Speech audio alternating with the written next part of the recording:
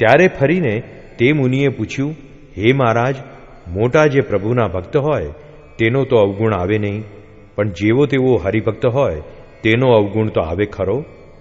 પછી શ્રીજી મહારાજ બોલ્યા છે, જેમ તમે સમજો છો તેમ નાનપ મોટપ નથી.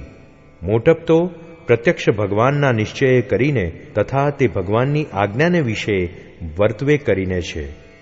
અને એ બે વાના જેને ન હોય ને ગમે તેવો વ્યવહારે કરીને મોટો હોય તો પણ એ નાનો જ છે. અને પ્રથમ કહી એવી મોટપ તો આજ આપણા સત્સંગમાં સર્વ હરિભક્તને વિશે છે.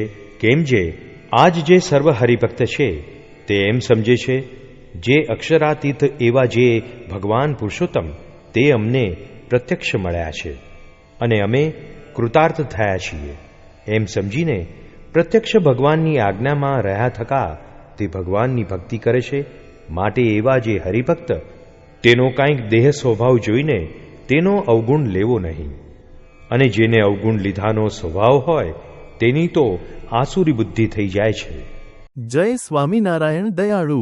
આપને આ વિડિયો પસંદ આવ્યો હોય તો અમારી ચેનલને સબસ્ક્રાઇબ કરો, લાઇક કરો અને દરેક સત્સંગીઓને શેર કરો.